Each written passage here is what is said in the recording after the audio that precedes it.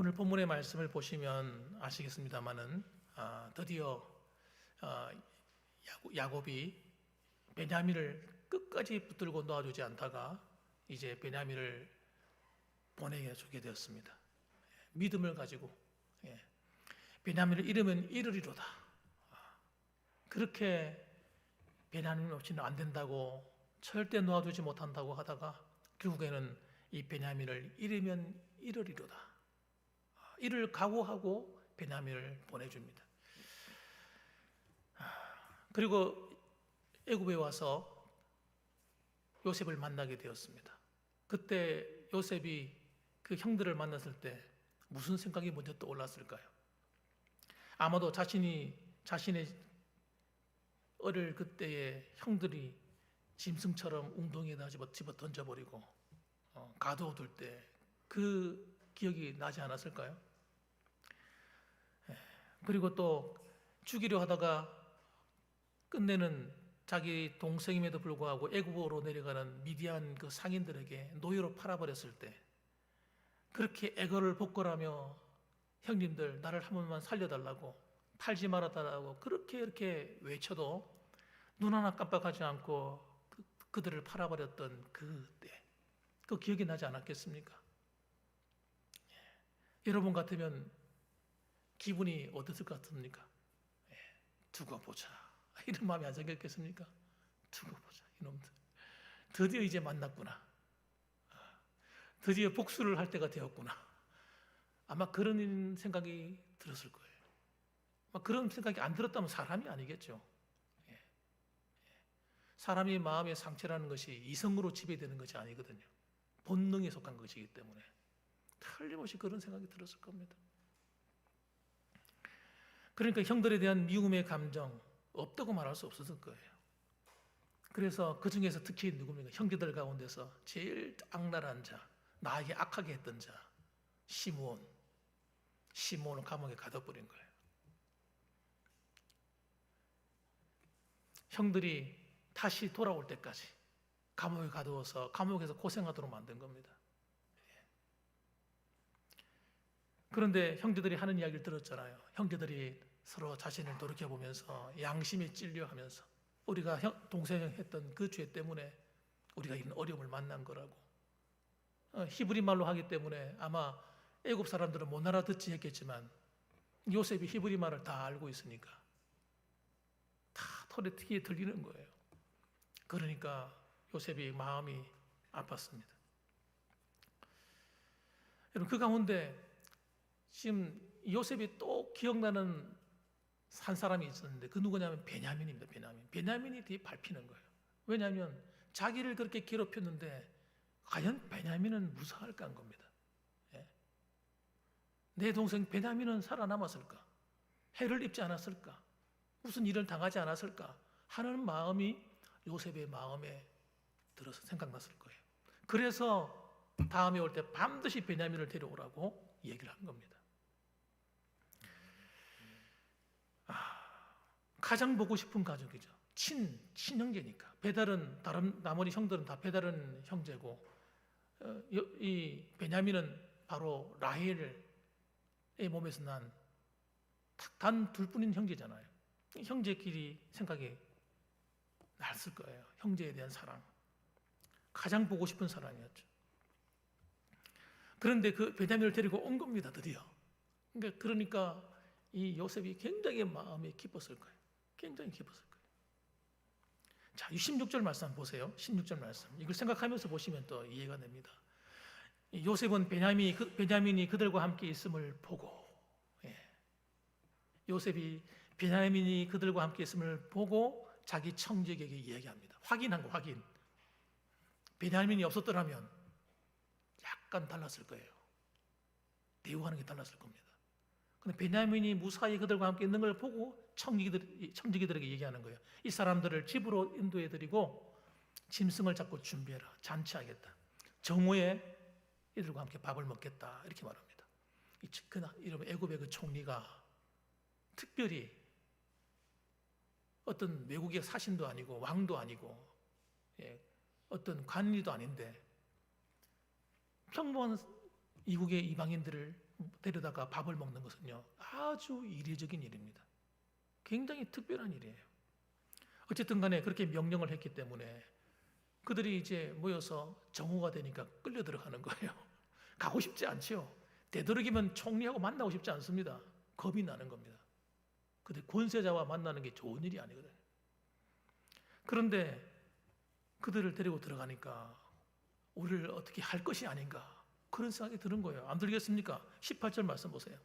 그 사람들이 요셉의 집으로 인도됨에 두려워하는 거예요.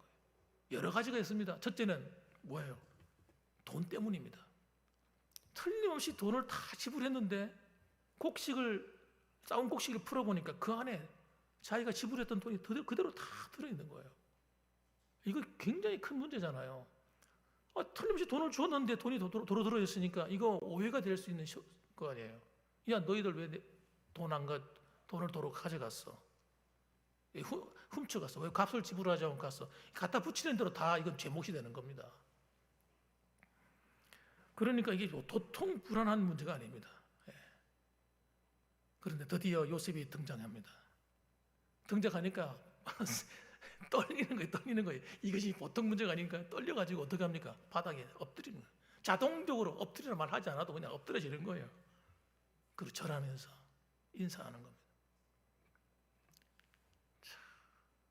여러분, 하나님께서 말씀하신 꿈대로 되어지는 거죠. 누가 이렇게 될 줄 알았겠어요? 요셉이 마음속에 형제들도 반가웠습니다만은 또 이 베냐민에 대한 마음이 불같습니다. 친형제이기 때문에. 아마 제 생각에는 요셉이 이 베냐민에 대한 고민이 굉장히 아마 그동안에 많이 있었을 거라 생각합니다. 자기는 이렇게 해를 입었는데 이 베냐민이 또 무슨 해를 입지 않을까? 그날만 걱정한 것이 아니고 아마 지나오는 세월 동안에 늘 생각했을 거예요. 보세요. 드디어 요셉이 베냐민이 무사한 걸 보고 어떻게 해야 되는가 한번 보세요. 아우를 사랑하는 마음이 복받쳐. 평소에 기도하지 않았거나 관심이 없었더라면 이런 말을 나올 수가 없습니다. 평소에 동생을 염려하는 마음이 있었고 늘 기도한 거예요. 그러니까 아우를 보자마자 어떻게 해요? 사랑하는 마음이 복받치는 거예요. 여러분 그 기분 아십니까?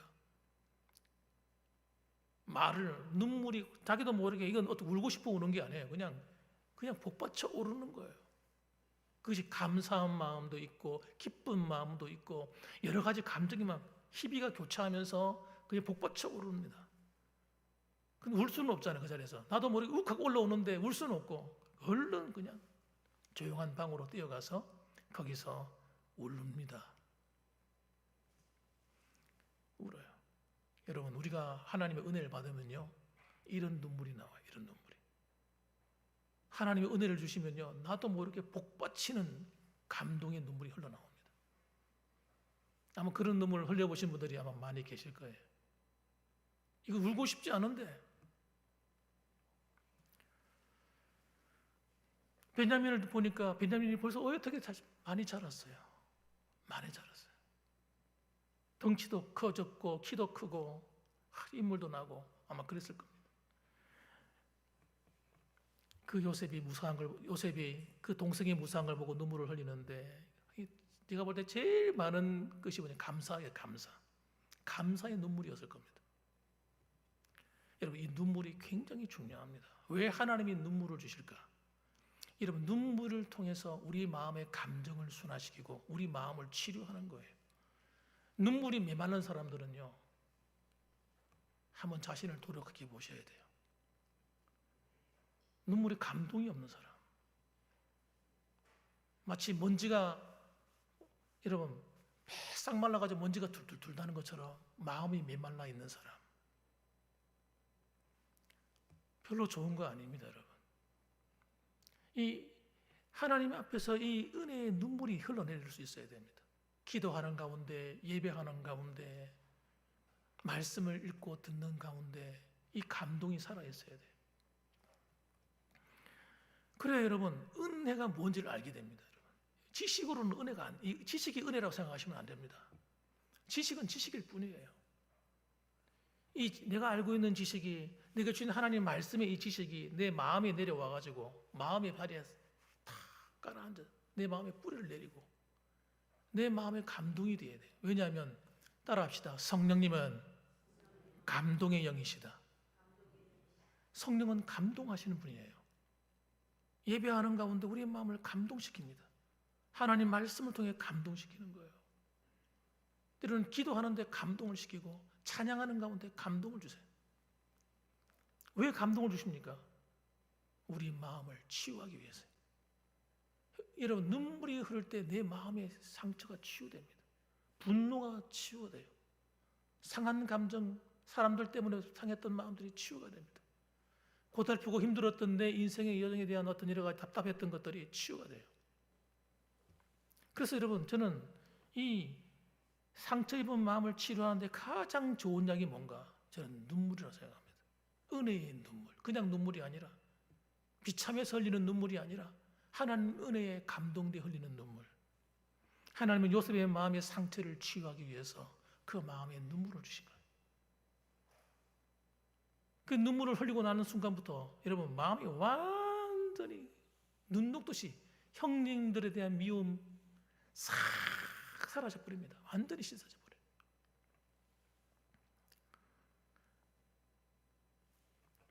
여러분, 그가 흘린 눈물에는 여러 가지가 희비가 교차했을 거라고 제가 말씀드렸잖아요. 희비가, 슬픔이. 여러분 생각해 보세요. 어린 아이가, 이제 청소년 된 아이가 노예로 팔려와서 살아오면서 그냥 살았겠습니까? 얼마나 눈치를 받겠어요. 살아남으려고, 다른 사람들한테 밉보이지 않으려고. 우리는 단순하게 성실히 일했어, 열심히 일했어, 뭐 이렇게 말할 수 있지만 그런 부분이 아니에요. 정말 몸부림쳤을 거예요. 몸부림쳤을 거라고요. 다른 사람한테 좋은 말만 들었겠습니까? 미움도 당하고 시기도 당하고 오해도 받고 별의 일을 다 만났을 거예요. 성경에는 자세히 그런 얘기를 기록하지 않잖아요. 결과만 기록해 놓은 거지. 그동안에 힘들고 고단했던 그의 인생의 여정에 대해서 하나님의 감사로 다 매듭지어지는 겁니다. 그냥 눈 녹듯이 그 아픔이 다 녹아버리는 거예요. 긴장감도 사라져버렸어요.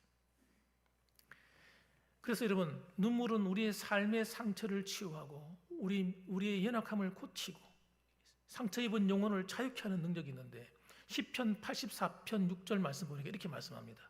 그들이 눈물 골짜기로 지나갈 때에 그곳에 많은 샘이 있을 것이며 이른 비가 복을 채워 주시나이다. 그렇게 기록해 놨어요. 눈물 골짜기로 지나갈 때에 그곳에 많은 샘이 있어서, 여러분 이스라엘 민족에는 이 샘이 정말 중요하잖아요. 물이 없으면 못 사는 땅이거든요. 메마른 땅이라요. 그러니까 이 샘이 거기서 흘러나온다는 거예요. 은혜의 샘이죠. 하나님의 은총의 샘이 흘러나오는 거예요. 마치 이른 비가 내려가지고 곡식이 잘 심겨져서 자랄 수 있도록 마치 봄에 내리는 비처럼 하나님이 그 눈물을 통해서 우리를 이렇게 복을 채워준다는 거예요. 그래서 여러분, 우리가 살아가면서 눈물이 메마르지 않도록 기도해야 됩니다.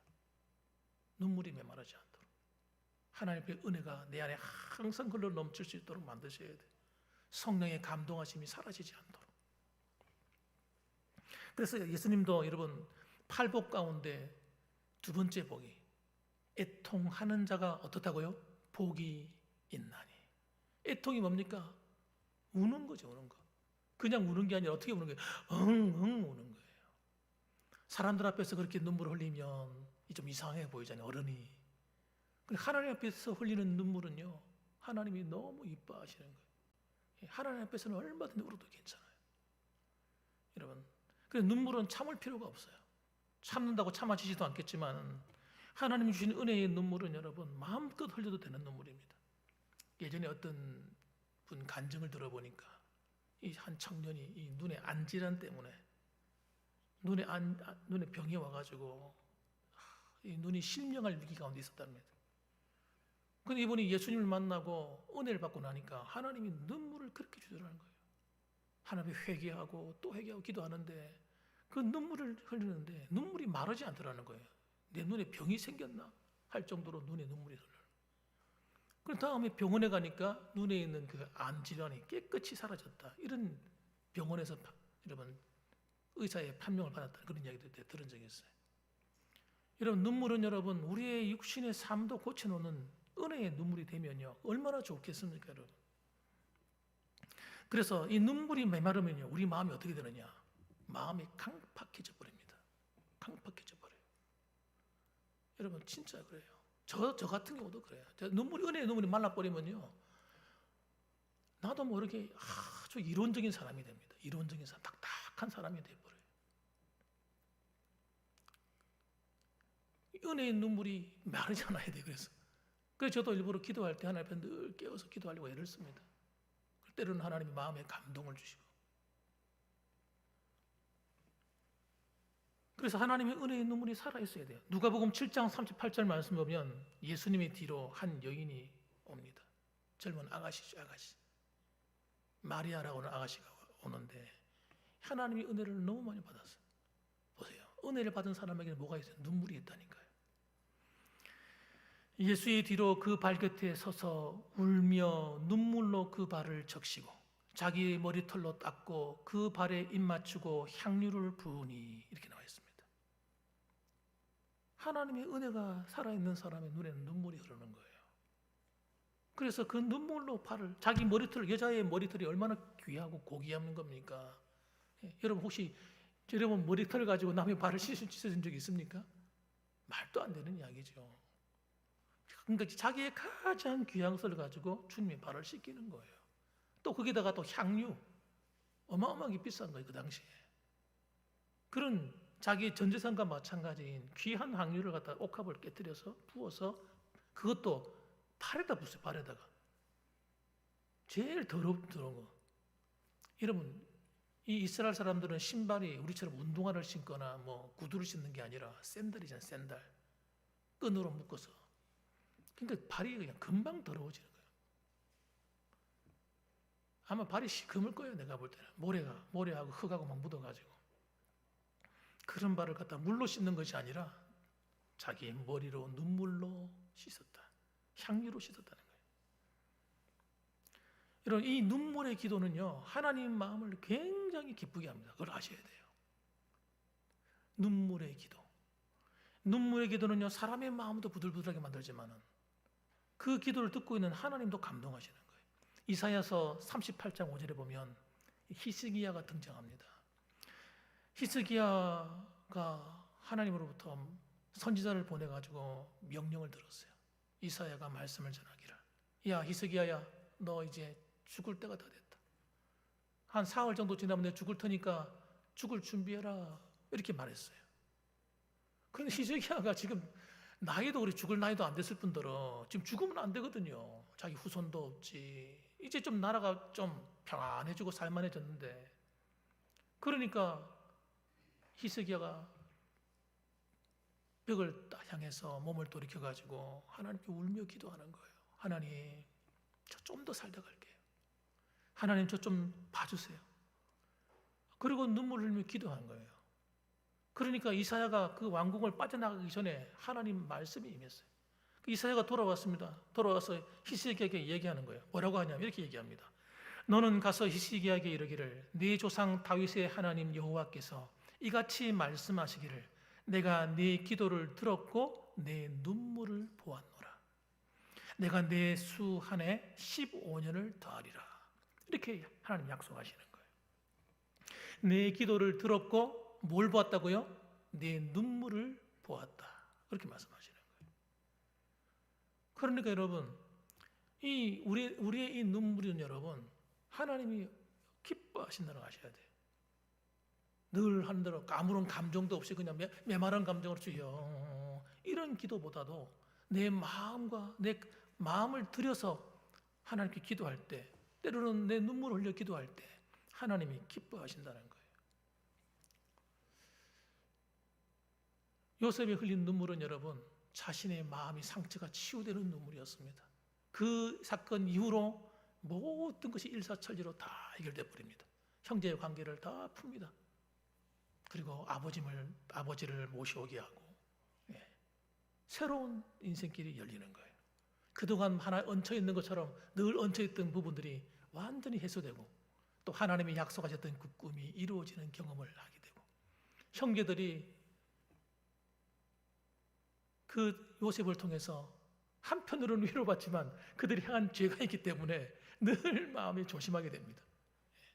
혹시 또 언제 또 저 마음이 변할까? 이 형님들은요, 내가 볼 때 참 부족함이 많은 사람들이에요. 여러분, 야곱의 12 아들이 여러분 그렇게 믿음이 훌륭한 사람들이 아니었어요. 그러나 하나님이 그 12아들을 통해서 12지파를 이루게 하시고 하나님의 놀라운 일을 하셨습니다. 여러분, 우리가 부족해도 괜찮아요. 부족하다고 기죽을 거 없어요. 하나님 내 있는 모습 그대로 사랑하시고 있는 우리 모습에서 최선을 다하면 됩니다. 하나님을 기쁘시게 하고자 하나님께 섬겨나가면 하나님이 우리를 통해서 또 새로운 믿음의 세대를 일으키실 것이고, 하나님이 여러분의 자녀를 통해서 놀라운 일을 또 이루어 가실 겁니다. 오늘도 그 하나님을 바라보면서 여러분 힘을 내시고, 날마다 우리의 이 눈물이 메말라버린 신앙이 아니라 눈물이 살아있는 신앙생활을 할 수 있기를 주님의 이름으로 축원합니다. 아멘. 기도하겠습니다.